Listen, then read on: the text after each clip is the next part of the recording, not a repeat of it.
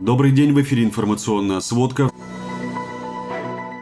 Польша начала переброску войск к белорусской границе. В ближайшие дни около 1000 военнослужащих и почти 200 единиц техники из состава 12-й и 17-й механизированных бригад переместятся на восток Польши. Ранее мы сообщали, что президенты Литвы, Латвии и Польши обратились с письмом к Генсеку НАТО, в котором попросили укрепить восточный фланг Альянса в связи с размещением в Беларуси ядерного оружия. Германия не станет поставлять Украине кассетные боеприпасы в соответствии с Конвенцией о недопустимости их использования и распространения. Об этом сообщила Анна-Лена Бербак.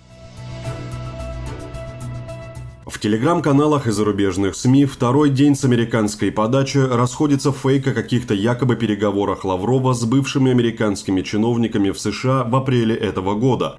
Несмотря на наше опровержение, уже координатор по стратегическим коммуникациям Совета национальной безопасности США Джон Кирби подтверждает KBS, что группа бывших американских чиновников пыталась наладить неофициальный канал связи с Москвой. Это фейк, ложь, манипуляция, сказала Мария Захарова.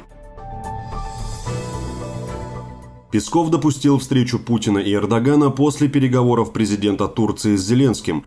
Дмитрий Песков прокомментировал переговоры турецкого и украинского президентов, которые состоятся в Турции.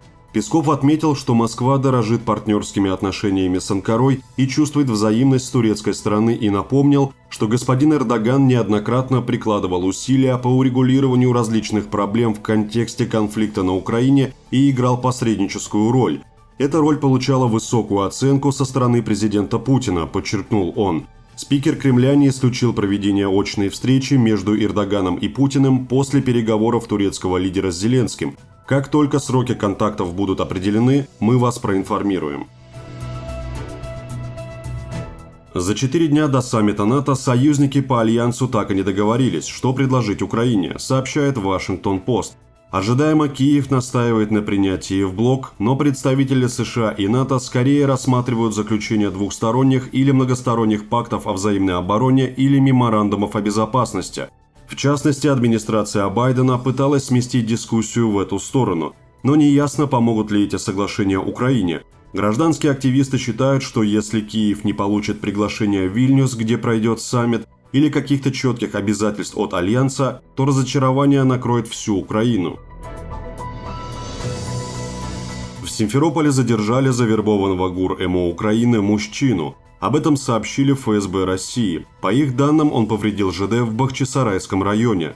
Задержанный уже дал признательные показания. Совет Европейского Союза согласовал с Европарламентом проект расширения производства боеприпасов в странах Евросоюза. Отмечается, что это решение позволит в срочном порядке выделить 500 миллионов евро из бюджета Евросоюза для наращивания производства боеприпасов и ракет.